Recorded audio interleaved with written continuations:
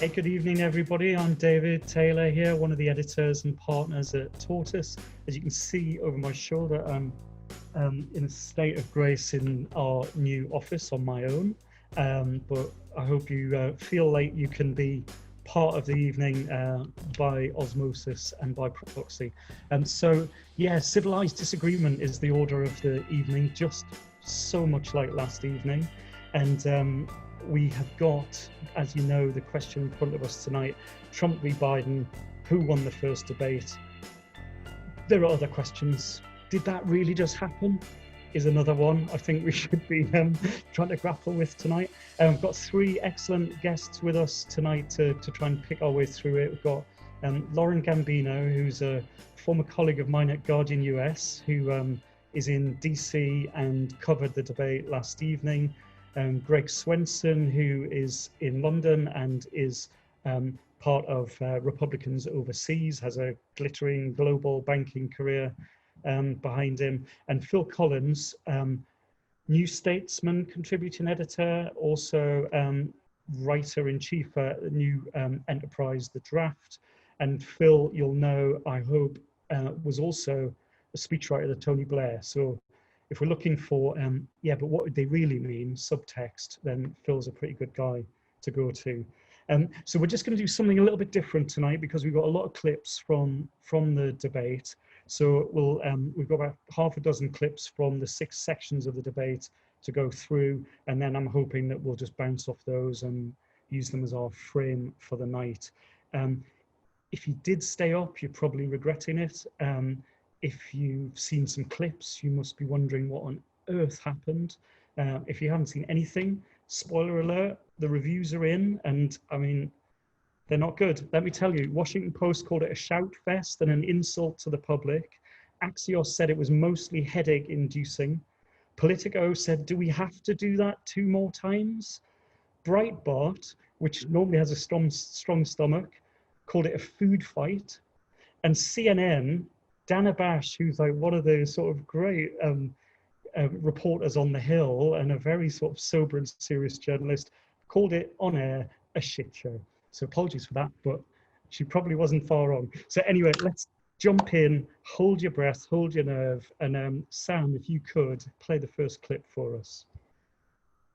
He knows that what I proposed. What I proposed is that we expand Obamacare and we increase it. We do not wipe any, and one of the big debates we had with 23 of my colleagues trying to win the nomination that I won, were saying that Biden wanted to allow people to have private insurance still. They can.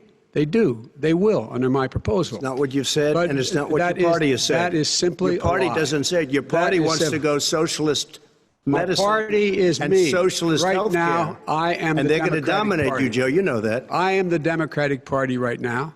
The platform of the Democratic Party is what I, in fact, approved of. What I approved of. Well, there's 7 million people that contracted COVID. What does it mean for them going forward if you strike down the Affordable Care Act? Joe, you've had 308,000 military people dying because you couldn't provide them proper health care in the military. So don't tell me about this. I'm happy to talk about this. And if you were here, it wouldn't be 200, it would be 2 million people because you were very late on the draw. You didn't want me to ban China, which was heavily infected. You didn't want me to ban all right, gentlemen, Europe, which was heavily infected. You would have been much later, Joe. Mr. President, much later. Mr. President. You're talking about 2 million people. Mr. President, as a moderator, we are going to talk about COVID in the next segment, but go ahead. Let me finish. The point is that the president also is opposed to Roe v. Wade. That's on the ballot as well in the court. And so that's also at stake right now. And so the election is already You don't know it's begun. on the ballot. Why is it on the ballot? Because why is it on the ballot? It's not on the ballot. It's on the ballot in the court. I don't think so. In the court. Well, there's nothing happening there. Donald, would you and just you don't be quiet know for a her minute? view on Roe v. Wade. You I don't know. her view. The American people should speak. You should go out and vote. You're in voting now. Vote and let your senators know how strongly you feel. Vote now. Are you going to pack the Make court? sure you, in fact, let people know He doesn't want you're to answer senator. the question. I'm not going to answer the question Why wouldn't you answer that because question? the question you want to put a lot of new Supreme Court justices, radical left. Would you shut up, man? Listen, who is on your list, Joe? This Who's is on so, yours? Right, gentlemen, I think this we've is ended so this. He's going to pack the unprecedented. court. We have, We're not going to give a list. We have ended this segment. We're going to move on to the second segment. That was really a productive segment, wasn't it? Keep yapping, man. The people understand, Joe. Keep yapping, man. I mean, I'm getting that as a tattoo. Lauren, let me just come to you first. So I hope that wasn't too triggering for you. I'm having waves of flashbacks myself.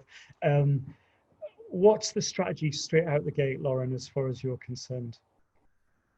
I think he saw two very different strategies. Donald Trump came out, clearly his approach is to dominate the conversation, interrupt, dominate, be very present, and it looked like he was trying to throw Biden off of his game a little bit. He was sort of hectoring him with questions and kept coming after him, I guess. Biden had a few different attempts, I guess. He kept saying, and he did it throughout the night, here's the deal. I'm going to tell you the truth. This guy's lying. Here, let me tell you. And he would look at the camera and he would try to talk directly to the American people while, as he said, Trump's yapping in his ear. And you saw that a bit at the end, and that was a tactic he returned to.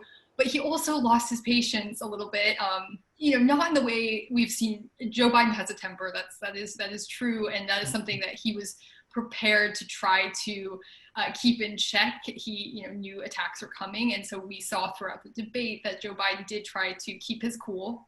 But I think you saw that, will you shut up, man? Like, that is an exasperated comment from someone who's not able to get a word in edgewise, not really able to land his point because you've got Trump sort of changing the subject and chiming in, crosstalk, overtalk. Yeah. And that is really, really hard to contend with.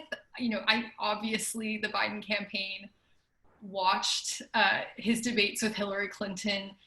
They knew what to expect, but even when you know what to expect, Trump sort of can bring an element of the unexpected. And so I think what you saw there in those initial moments was just those two strategies kind of clashing or meeting there. It's that brilliant thing where you've got your game plan, and then as soon as you're in the ring with an opponent, it's just all out the window, right? Exactly. Very interesting. Now, let me come to you, Phil. How can I put this? Take us through the subtleties. Well, that won't take long, will it? I've often wondered why the person who's in charge, the chair, is known as the moderator. And I now realize that the job is to try and make the candidates more moderate. And in that, Chris Wallace really failed because they just don't respect the rules of engagement. I mean, they've both agreed to the terms on which this conversation should take place, and clearly it collapses almost immediately. Now, hidden in there, though, is something quite interesting, which is that Trump has two ways of attacking Biden. One is to say that you, Joe Biden, are the embodiment of the party and you're not up to it. You're weak and you're stupid and you're a whole series of other terrible things. But the other thing he says is that behind you lurk a Democrat Party which is really quite left-wing. So you've got a whole series of socialists who are pulling the strings behind you. And Biden obviously anticipates that because one of the obviously prepared lines that Biden offers here, which he personifies the party. He says, I am the Democrat Party now. And that's a very notable thing to say. He's saying, it's me. It's nothing else, nothing that's happened prior to this, nothing that happened in my journey to this position really counts. I am the Democrat Party now. And that's the one thing that he manages to salvage out of this otherwise awful exchange. At the end of this exchange, just as they go off camera, in the introduction to the second phase, Chris Wallace actually says to them, now, shall we try to be serious? With very strong implication that we've not seen anything serious yet. And it was fairly shouty and rather ridiculous, and obviously, therefore, won't matter one little bit. Won't matter one little bit because it just everyone retreats to their corners. Is that what you mean? Yeah, I mean, no one's even trying to persuade anybody who doesn't already agree with them, are they? I mean, that is just a straightforward piece of shouting. And I cannot believe there's anybody watching that first exchange who was on one side when they began it, who will have moved at all by the end of it. It was weak and insubstantial, and really, I don't think did either of them any favors. But the one thing that they managed to extract from it was Biden's personification of himself as the current face of the Democrat Party. Yes, yes. Well, let's test your theory there, Greg. You're from Republicans overseas. Was there ever a moment where you weakened there and you started thinking, well, you know, he's a decent guy, Biden? No, I mean, look, I agree totally with Phil and with Lauren on all of it. It was just a complete chaos, and Trump definitely returned as the chaos candidate. You know, he wasn't able to bury that one. And look, so I don't think there was a lot of persuasion going on. I don't know that there's a lot of persuadable voters anyway. And maybe they did some focus groups and thought, you know what, no one's persuadable. Let's just go out and get into a fisticuffs, and maybe that'll gin up the base and work on turnout, which, you know, might be the real big decider in this election. But, you know, it was a bad way to start, and I don't think it got much better. Maybe if you landed, you know, on Earth from a different planet yesterday and saw that, you'd say both guys were complete clowns. But I think if you understood what went on before the debate, that Trump needed to do something, Trump needed to message better, and Biden needed to show that he could stand up for 90 minutes and not make any, you know, gaffes or pass out or whatever. And in that way, Biden definitely won, because Biden held his own. I mean, it wasn't pleasant. It was horrible to watch. But, you know, Trump didn't take advantage of his opportunities to message, and Biden just hung in there, took some body blows, punched back. And, you know, after 90 minutes, he was still standing. So I think, you know, I think in that way, well, after that segment, it looks like Biden did okay. Spoil the ending. Sorry. Let's not spoil the ending. How about, can I just ask you in this way, did you find anything to admire in Trump in that opening exchange? No. I mean, it's just, you know, no, I can't think of anything in that exchange. I wasn't really looking for it when you played the clip. I was just kind of cringing again. Yeah, I know. It was missed opportunities. It really was. Missed opportunities is interesting. Yeah. All right. Well, look, Sam, if you're sticking with the program here, how about clip 2? By my doing it early, in fact, Dr. Fauci said, President Trump saved thousands of lives. Many of your Democrat governors said, President Trump did a phenomenal job. We worked with the governor. Oh, really? Go take a look. The governors said I did a phenomenal job. Most of them said that. In fact, people that would not be necessarily on my side said that. President Trump did a phenomenal job. We did. We got the gowns. We got the masks. We made the ventilators. You wouldn't have made ventilators. And now we're weeks away from a vaccine. We're doing therapeutics already. Fewer people are dying when they get sick. Far fewer people are dying. We've done a great job. The only thing I haven't done a good job, and that's because of the fake news.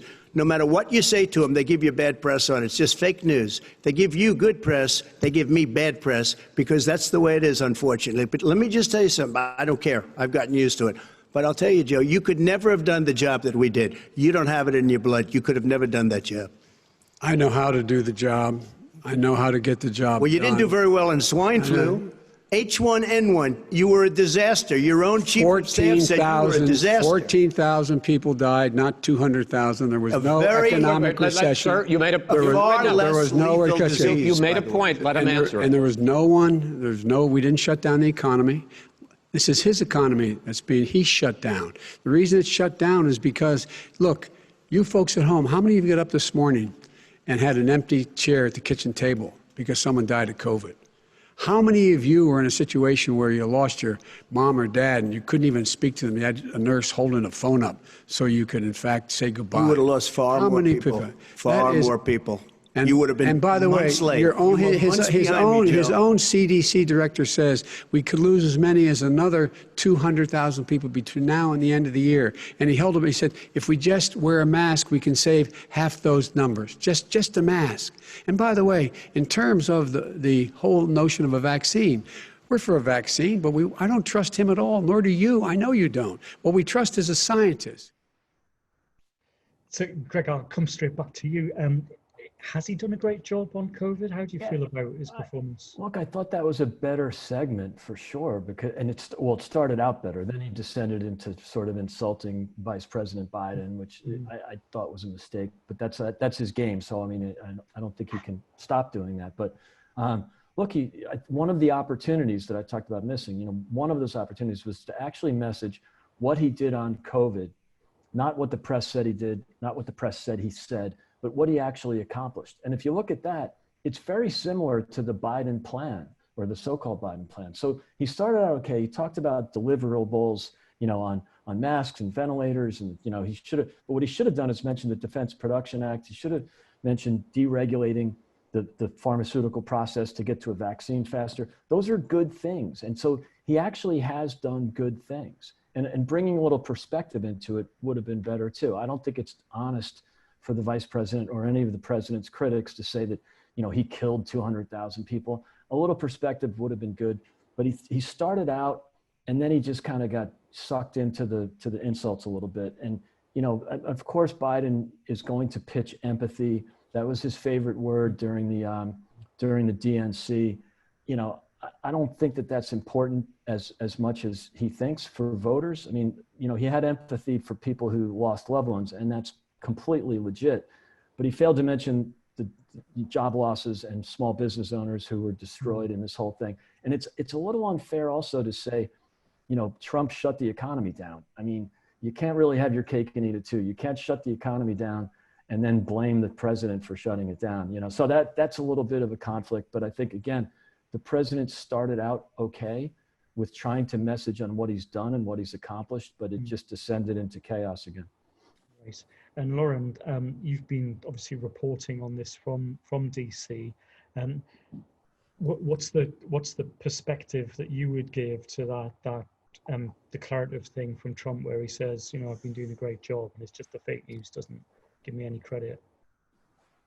Actually, that's what I think is interesting, because the public doesn't think he's been doing a great job. The public opinion polls show that people are actually pretty unhappy with how he's handled the coronavirus crisis. So, when we talk about missed opportunities, that might have been a moment where he could really, both show that he recognizes how deeply the country's been affected by the coronavirus, both through loss of life and job losses, but also, to try to like show what he might do going forward, how these next few weeks and months are going to look. And I think, the idea of saying it would have been worse if Biden had been president, I think that's probably cold comfort to people who have lost their jobs or who have lost loved ones due to the virus. And so Trump has not really engaged, I feel like, in a way that would convince people who are already unhappy with his handling of this,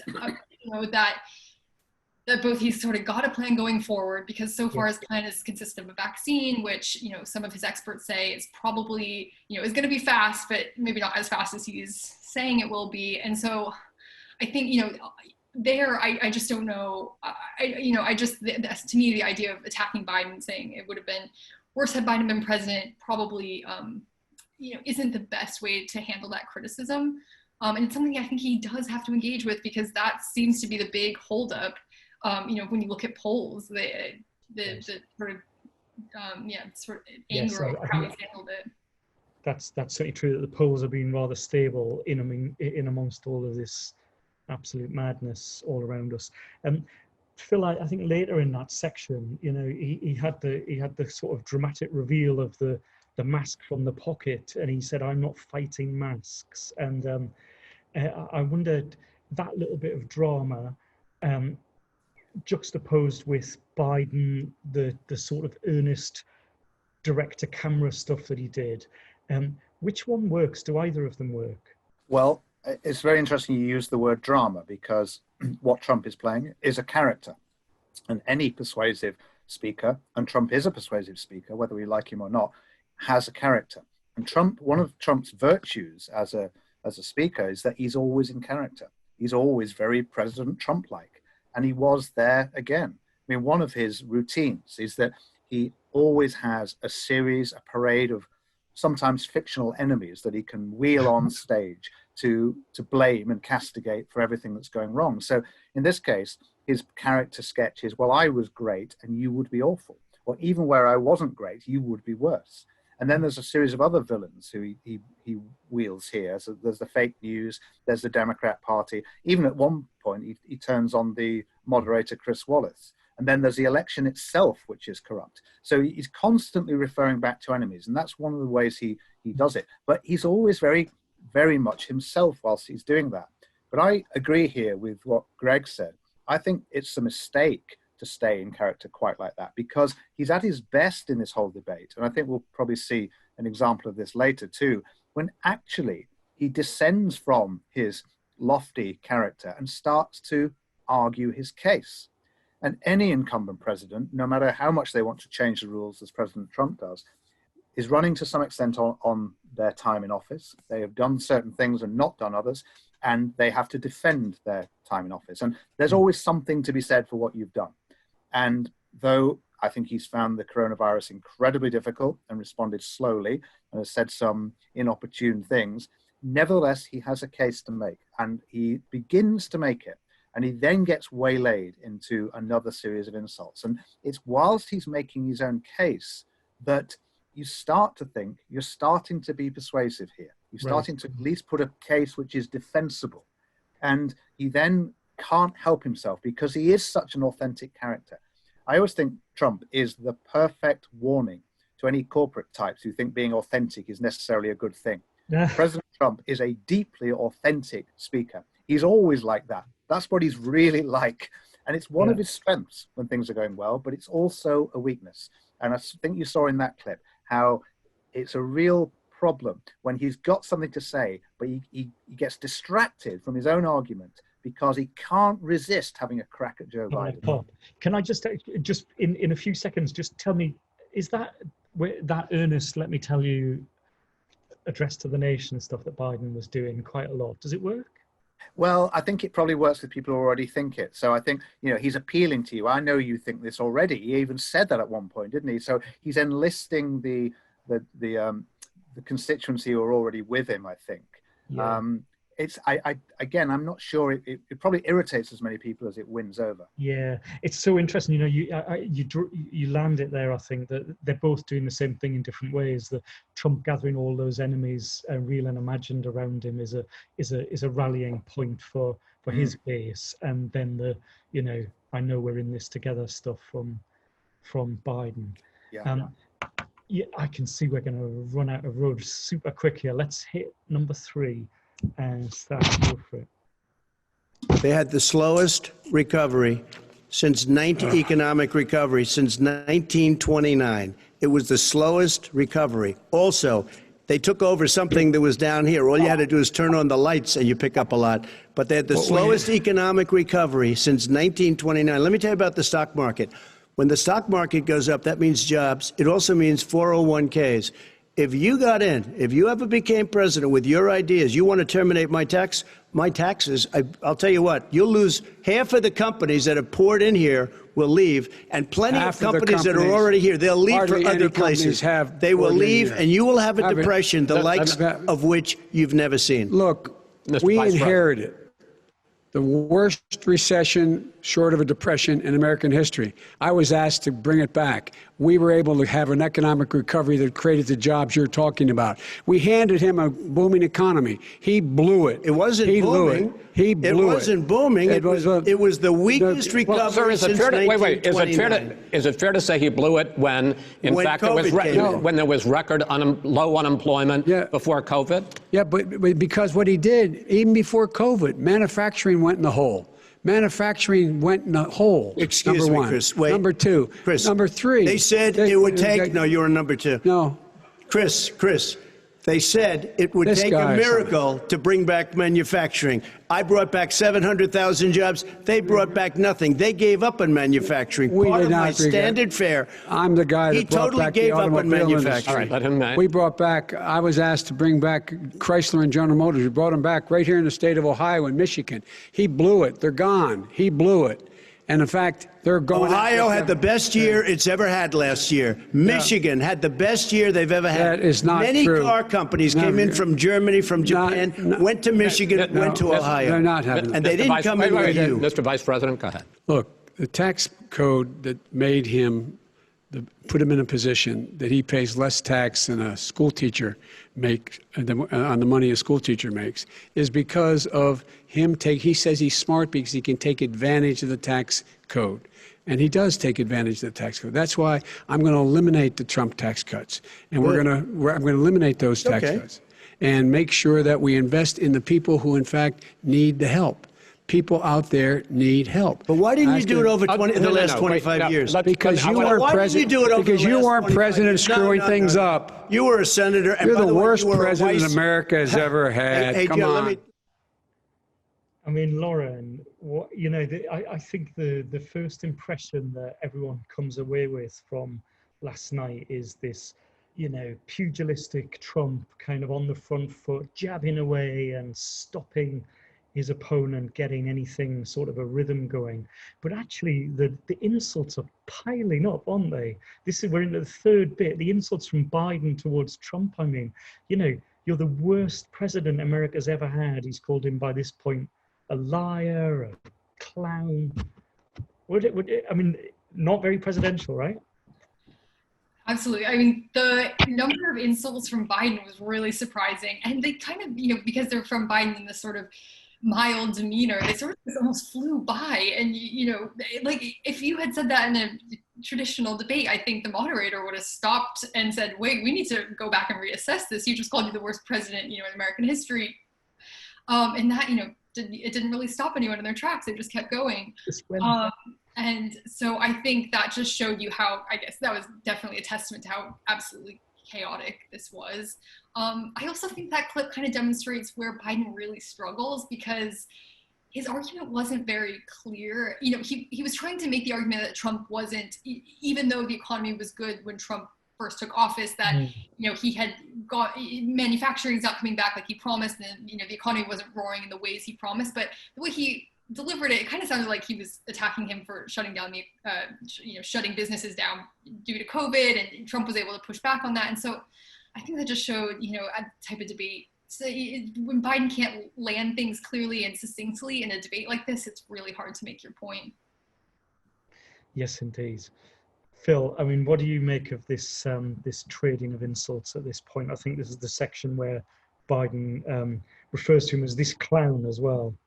Well, yeah, but I thought that section there contained, in a way, the election. And I thought that hidden in amongst all the rhetorical insults was a small segment of substance. And the reason I think that is that let's just try this idea. Forget all the rhetoric. Forget the refusal to play by the rules. Imagine you've never heard of President Trump or Joe Biden or anything. You could tell the story of the last 4 years as a very conventional story. The 2016 election was one candidate who was unable to articulate the pain and anguish of people who've suffered from economic globalization against another candidate who was able to articulate that pain. Mm-hmm. And that latter candidate promised a whole series of things such that those jobs would come back and the clock would be turned back and industrial manufacturing would return to America and everything would be good again. 4 years later, lo and behold, that same candidate has not been able to redeem that campaign pledge. It's not possible. And so what happens is the candidate from the other party duly wins. Underneath all this, as well as everything which is revolutionary and new and egregious, there's also a very conventional story. And that exchange was a conventional exchange. And actually, I agree with Lauren that Trump had the better of it, because this is in fact a strength of his. The economy is one of his strengths. He's better on it than Biden. He does have a story to tell. Had coronavirus not intervened, it would have been the story he would have been telling. And he's still quite good at it. And so it's in moments of substance, actually, paradoxically, that Trump was at his best in this debate. Mm-hmm, mm-hmm. Greg, I mean, he has this time, Phil's right. He's got to stand on his own record this time, hasn't he? And certainly this at the beginning of 2020, you had this sense of, a Democratic Party that couldn't work out which direction they wanted to go in. It had every hue was there versus, inherited or not, a president who was, sitting on a great set of economic numbers. It looked rosy for him then. Does it look quite as rosy for him now? And I'm wondering, do you think this tax avoidance thing is going to hurt him with people? All right. So to answer the first question, is he in as good a position now as before the pandemic? Of course not. I mean, I think he would have won comfortably just on the economic record and the judiciary to a certain degree, but surely the economic record.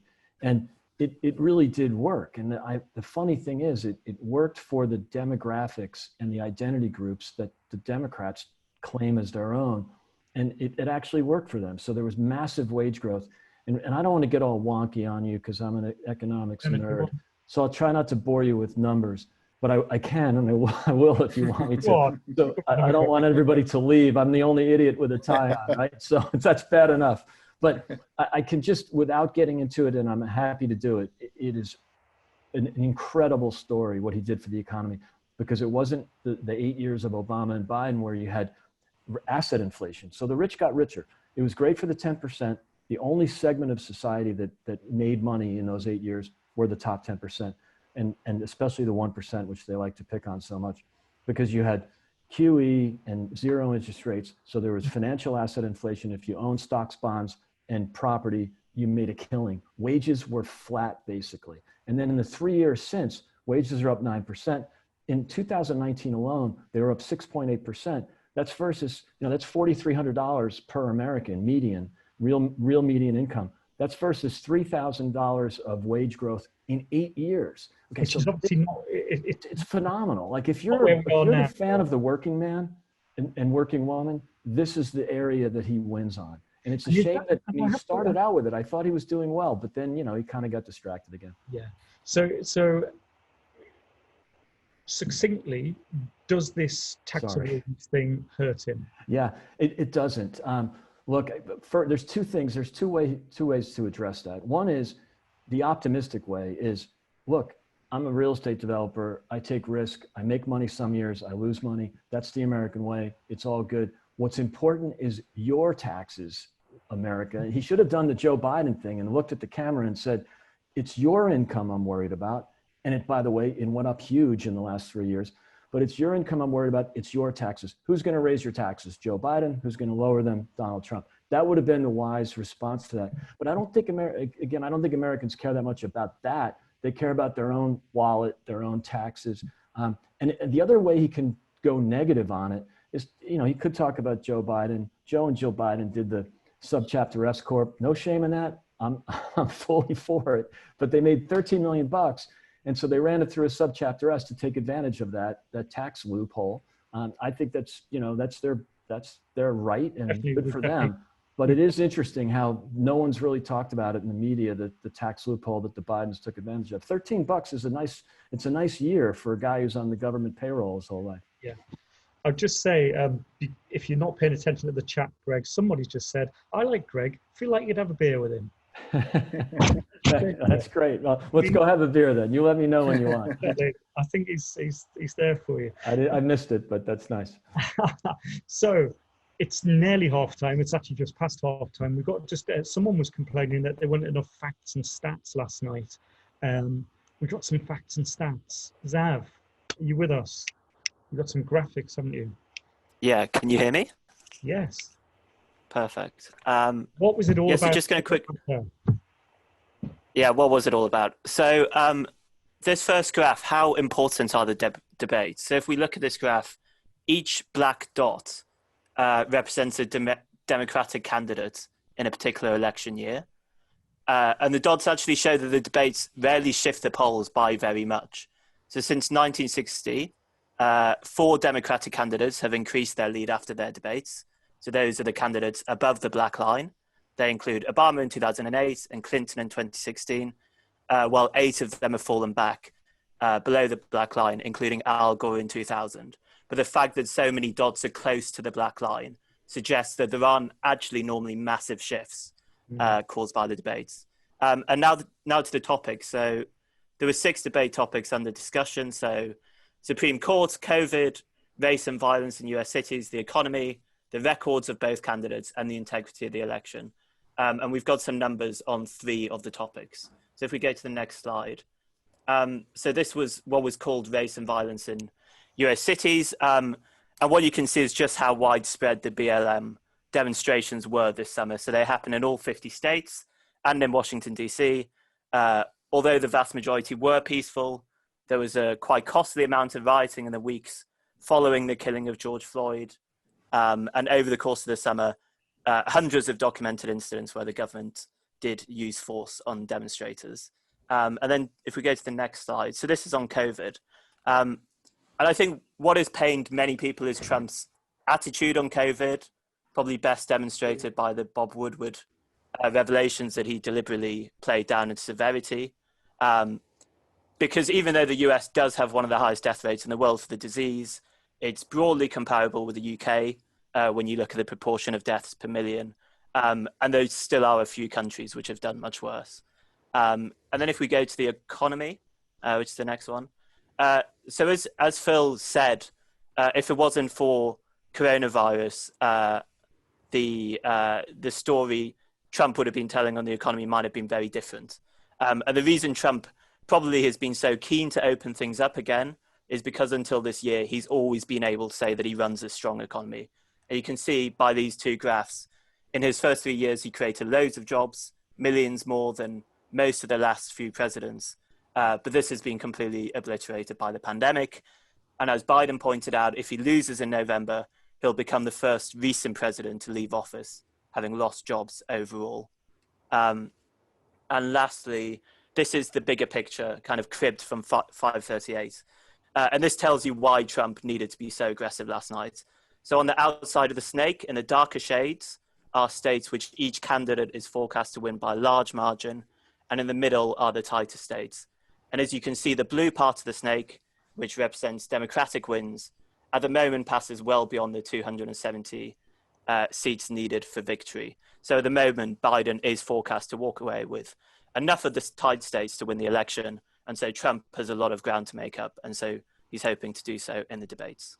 And we should, and that's everything. We thank you, Zav. That's great. We should, of course, remember that Hillary Clinton's lead in the national polls wasn't quite as large at this point, but it was still measurable, and everyone thought that that she would pass that 270, but of course she didn't. Section 4 of the debate was headed race and violence. In itself, that was a contentious sort of heading in the run-up to the debate, and it certainly had its really quite shocking moments. When Floyd was killed, when Mr. Floyd was killed, there was a peaceful protest in front of the White House. What did he do? He came out of his bunker, had the military use tear gas on him so he could walk across to a church and hold up a Bible. And then what happened after that? The bishop of that very church said that it was a disgrace. The general who was with him said all he ever wants to do is divide people, not unite people at all. This is a president who has used everything as a dog whistle to try to generate racist hatred, racist division. This is a man who, in fact, you talk about helping African Americans. 1 in 1,000 African Americans has been killed because of the coronavirus. And if he doesn't do something quickly, by the end of the year, 1 in 500 will have been killed. 1 in 500 African Americans. This man is a savior of African Americans. This man cares at all. This man's done virtually nothing. Look, the fact is that you have to look at what he talks about. You have to look at what he did. And what he did has been disastrous for the African-American community. So, President Trump, you have 2 minutes. Why should Americans trust you over your opponent to deal with racism? he did a crime bill, 1994, where you call them super predators, African Americans, the super predators, and they've never forgotten it. They've never forgotten it, Joe. Are you prepared to specifically do it? Go ahead, I would say almost everything I see is from the left wing, not from the right wing. So what are you saying? I'm willing to do anything. I want to see peace. Then do it, sir. Say it. Do it. Say it. Do you want to call them? What do you want to call them? Give me a name. Give me a White name. supremacists and Who would white you like me to condemn? White supremacists and right Proud Boys, stand back and stand by. But I'll tell you what. Somebody's got to do something about Antifa and the left, because this is not a right-wing problem. This is a left-wing. FBI director This is a left-wing problem. White supremacists. So that was an opportunity, and seemingly not taken, to resile from white supremacy, which you might imagine wouldn't have been a especially difficult thing for a candidate to do. Greg, I'm just going to ask you at this point. I mean, you know, you've articulated the success story economically. I can tell from all of your remarks so far that, you know, you're not comfortable in the company of Trump. You don't seem drawn to him, but you do admire some of his work. At what point do you think enough? Yeah, look, I think there's always that great question about Trump fatigue. I don't have it, because maybe I've just gotten used to it. And one of the reasons I'm disappointed about last night, you know, yes, it was kind of a chaotic mess. I love all the nicknames they've assigned to it, but also I think it was an opportunity lost. And one of the reasons I didn't like Trump in 2016, I didn't support him in the primaries, and I was worried about it in the general, is because I thought he'd lose. And so, if, you know, the fact that he won was a good start, and the fact that he delivered on his campaign promises. So he's a different kind of president. If you want polite, you know, I'm you know, more, I sometimes call myself a country club Republican, because, you know, I'm from that kind of, you know, culture of being polite and being a decent guy. That's just not Trump. It's not going to work for him. And it's a shame, because I think he'd be better if he was, but maybe he wouldn't have been elected in 2016 if he didn't take the gloves off and get in fights with everybody.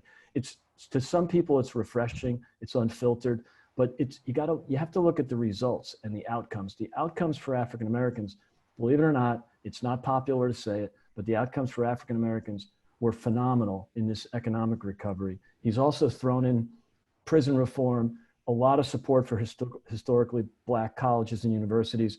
And last week, he designated the KKK as a terrorist organization along with Antifa. You know, he's not ignorant to that. And I thought you saw a lot of that in the RNC. But again, in this segment, he just descends into the insults and saying, you know, I'm better than you, instead of looking at the stats and looking at the data. But I think the data will really support this. The other big thing we're missing here, which was ignored last night, is school choice.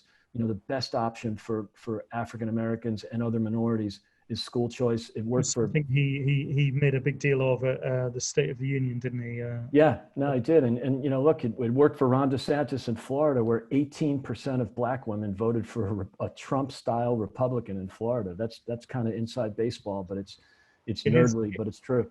But I suppose it's now sitting alongside an awful lot of political issues which have made their way into people's homes, haven't they? Inevitably, during the pandemic. Phil, I wondered if you would talk about whataboutism.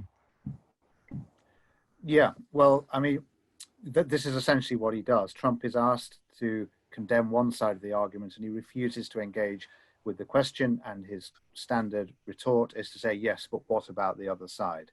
And it is immediately transparent and obvious what you're doing when you do that, so it never works. So I don't think that he actively wants to associate himself with white supremacists. I mean, it is telling that he's not prepared, like any other Republican of any other vintage obviously would, to immediately condemn white supremacist groups when given the opportunity to do so. And he doesn't, so it is important. But he's so lost in the argument that it's all the fault of the left that he can't step out of that. So he tries a couple of tactics to avoid answering the question by getting them to redefine what they mean. Joe Biden comes up with the Gavin McInnes's group, the Proud Boys, and he doesn't want to say anything about it.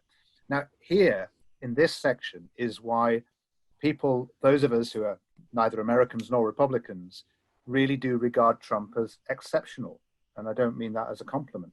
You know, my mind goes back to the John McCain, Barack Obama campaign, when there was a fantastic moment at a campaign rally when one of McCain's supporters, said that Obama was not an American citizen, was an Arab, And McCain, in a lovely section, said, "No, ma'am, he's a good man, an American citizen. I just happen to disagree with him." And that was a civil piece of Republican politics. I'm using Republican in the sense of the American Republic, not just the party. And that is nowhere to be seen in the current Republican Party. And one of the purposes of parties in the American system is to act like guardrails. They are there, they're meant to vet candidates on our behalf. The elite party was designed in order to protect us from the demagogue. And it's there in the Federalist Papers. That's the very idea upon which the Republic is founded.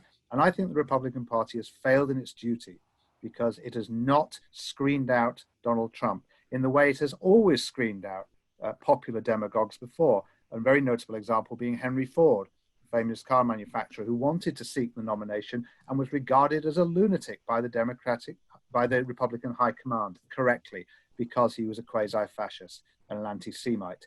And I don't think the Republican Party has played the correct role. And I think that there may be a moment coming soon when it's going to have to do that. Because if Trump does lose this election, but it's not emphatic, it's clear but not emphatic, then there's every possibility he will try to cling on to power.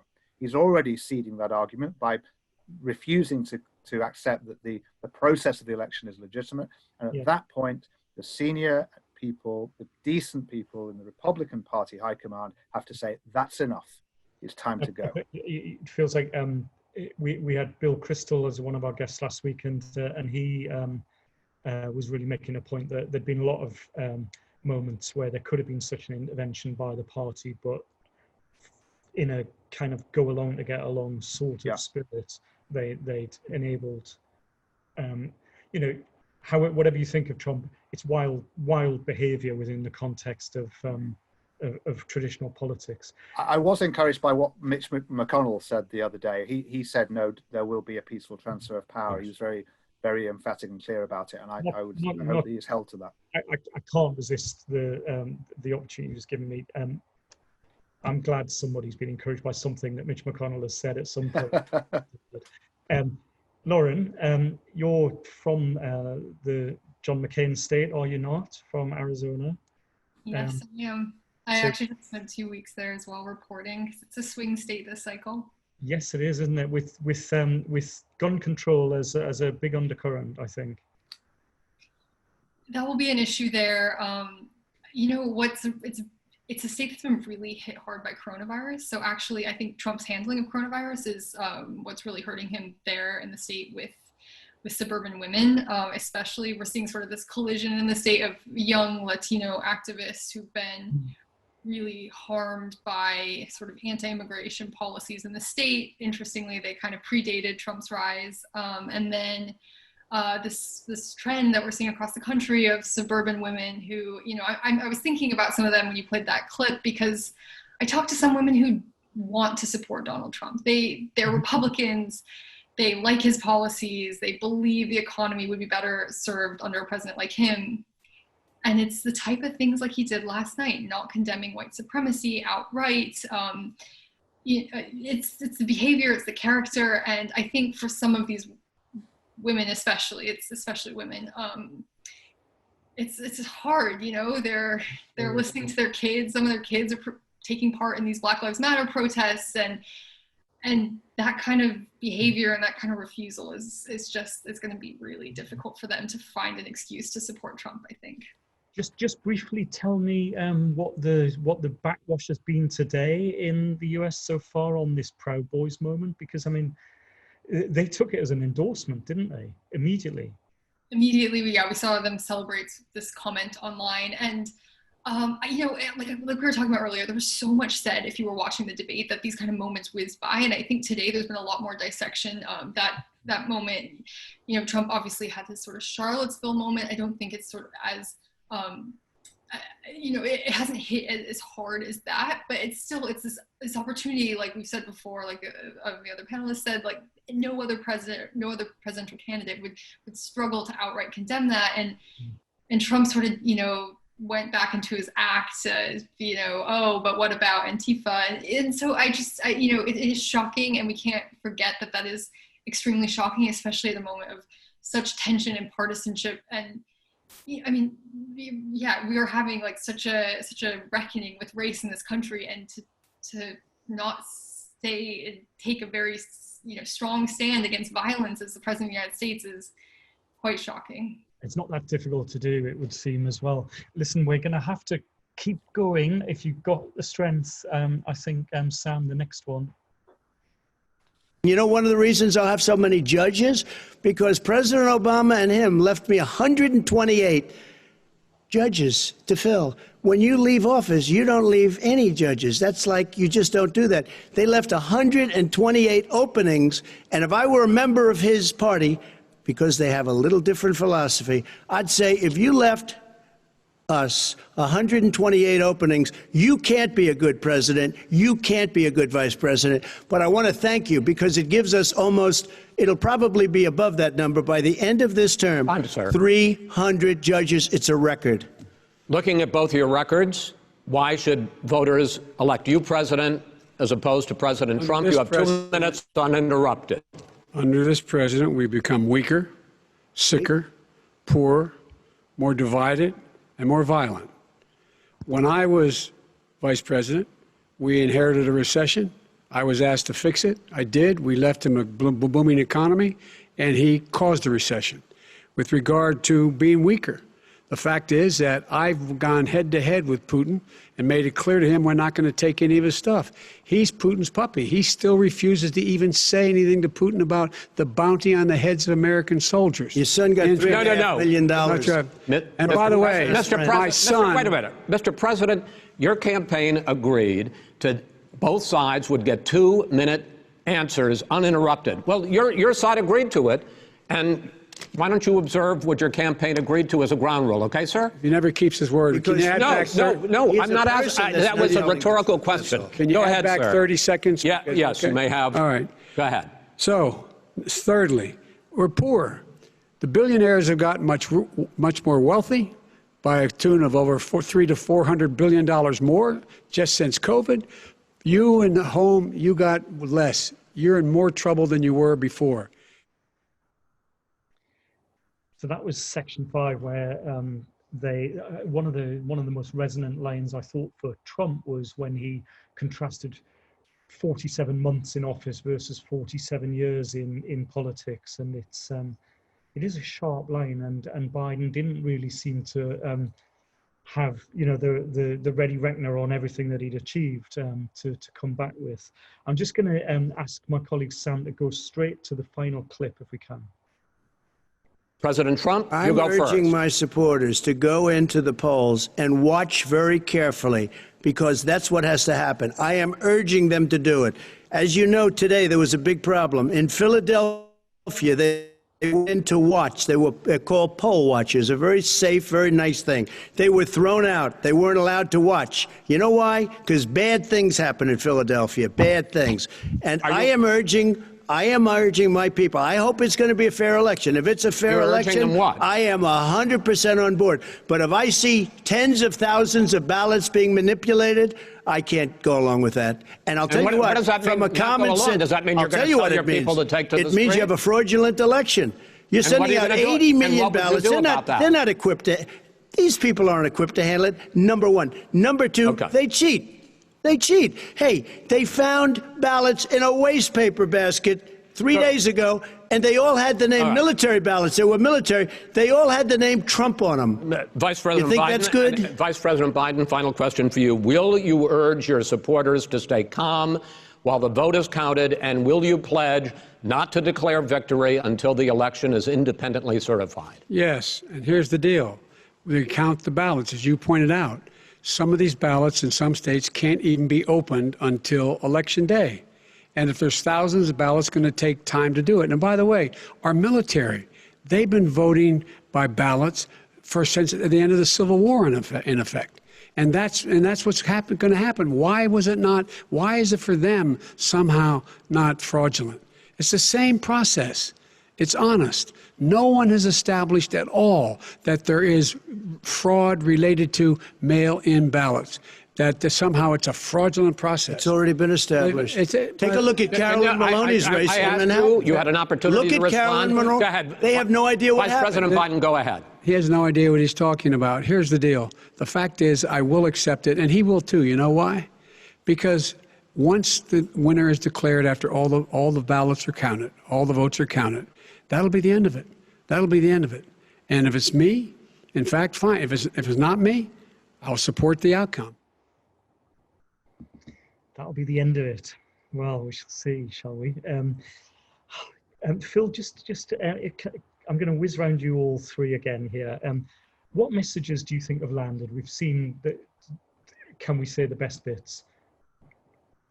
I think for Trump, the bits that might well have landed are on the economy and on law and order. I think he was quite strong on law and order, and I think, as I said earlier, that he was at his best when he was at his most material, when he was at his most detailed, and he's at his worst, as we saw him in that clip there, when he's interrupting Joe Biden with some further accusation about his son. When he was being characteristically himself, he was really awful, and I think he would have put lots of people off with that. But he did have 2 or 3 strong moments, and so I don't, in the end, quite share the horror of the whole shenanigans. I didn't watch it at the time. I never watch things live because you never get the right idea. You always get caught up in it. I watched it later, and I thought it was pretty grim. But then I find these debates almost always pretty grim. I don't particularly enjoy them ever. And I'm reminded of just go back to 1800 for a bit of historical perspective. The 1800 presidential campaign was unbelievably vicious. John Adams accused Thomas Jefferson of fathering a child by one of his servants, which was true. And Jefferson responded with the worst possible insult that anyone could have thought of at the time. He said that Adams was in the pay of the English.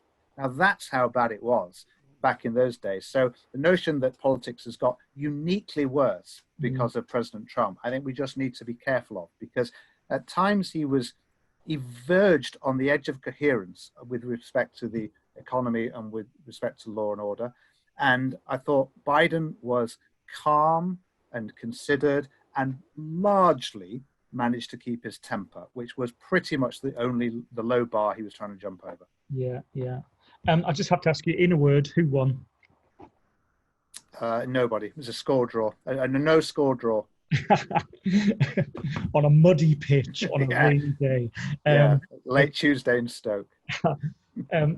Greg, I'm going to ask you the same question in a second, but can I ask you 2 questions? Firstly, are you worried that he's going to lose? And secondly, what would you say to people who have great antipathy towards Trump that might give them anything, a shred of optimism about another 4 years if that's what happens? So, yeah, I'm nervous he could lose. I think I was more nervous in 2016. As I said earlier, that's why I didn't like him as a candidate. I wanted someone that could win. And it seemed like every other Republican in the race, or at least in the final 5 or 8, were polling better against Mrs. Clinton than Trump was. So yeah, I think it's going to be very close no matter how you cut it. I think there's a lot of opportunities for him to message better and to win. I think there's a lot of flaws with the polling, and I also think he's got some time to come back. He's done it once, and he could do it again. But yes, I am nervous, of course. What was the second question, David? Sorry. Well, the second question is for those who are not fans of Trump, is there anything? Is there anything you can point to say? Just in the next 4 years, there might be something. Definitely. Look at outcomes. Don't look at the messaging. He was a disaster early on in the COVID crisis. Andrew Cuomo was messaging really well, even though he was an absolute disaster in terms of outcomes. Clearly the outcomes were horrible. They're worse in the world, in New York and New Jersey. And yet he was able to message better. So here you had someone who made major mistakes, sent 11,000 people back to care homes. The list is long, and yet he polls really well. He went from the 30s to the 60s because of COVID, and Trump went the other way because he accomplished a lot of things. So he's got to do a better job of messaging. But look at outcomes. Look what he actually did. And I'm not trying to be campaigning for him. I'm just saying, look at the obvious that's often overlooked in the mainstream media. Look at his economic results and his outcomes. Look at the judiciary. I know that most of you probably don't agree with his judicial appointments, but 25% of the voters that voted for him in 16 voted for him on that issue only. So if and the idea of constitutionalist and textualist judges is not to overturn Roe v. Wade or, whatever.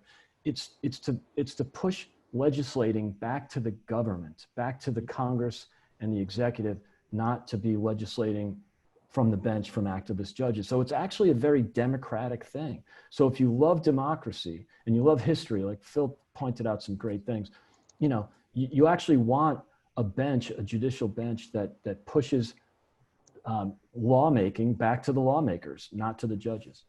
Just so you know, that guy who wants to go for a beer with you has got a beef about Newt Gingrich. So all right, let's go. Not going to be peaceful. We'll be friends before and after. Excellent, good. Lauren, I'm going to come to you. While Greg was speaking, news broke that the Commission on Debates is changing the rules for next time, I saw, and going to presumably have fewer interruptions. So Lauren Gambino, you've got 2 minutes to tell me, what's the story you think you're going to be reporting on November the 4th? Dave was my editor on the last 4 years ago on this night when we were very, very surprised. I don't want to not answer it, but it's truly, I mean, there are scenarios where you could be writing Joe Biden wins by the largest electoral margin, in modern times. And then there's a scenario where you have Trump, pulling out the exact same, incredible defeat upset that, we didn't expect and defying the polls. You pointed out earlier, it is different this time. The polling has been more stable in Biden's favor. So who knows about the actual result? I think one thing we are bracing for, and a lot of reporters and the nation should be bracing for, is we may not know who's going to win by election night, which would be something that I think would be unusual for us. Typically you find out even if it's 1, 2 in the morning, but I mean, it's very possible that it's so close that we almost go back to 2000 where you've got litigation and constant fights over these mail-in balloting, because certainly some states are expanding mail-in balloting, and we saw from the primaries some states have a lot to work out before November, and there's real concerns about the ability to pull it off seamlessly. Not, fraud is overstated and that is baseless, but just sort of the technical ability of these states and counties to pull this election off is going to be really tested. And I just think we're bracing for just a storm of legal action. And, I hope not violence, but, you could see a situation especially if the coronavirus gets worse, if, you just have tensions keep rising and it's bitterly close. Yes, you could see a scenario in which there is, violence. So the ballot box, the courts, the streets, who knows? It's going to be an extraordinary period, that's for sure. I feel once again I owe you all an apology for not going to the room. I'm really regretting that, but you can see how much ground we've had to cover, and we could have probably done with another hour. I hope you agree that it's been a pretty great format. I think we've revisited that, and for me, seeing it for the second and third time, some of those clips, you really different stuff lands with you, and I've loved the interventions of all three of our guests tonight. Greg, I mean, you're not going to have to buy another pint in London based on our chat. So good news for you, win, lose or draw. I'm just going to leave you. I'm not going to try and sum up because I think all of you did it so well there.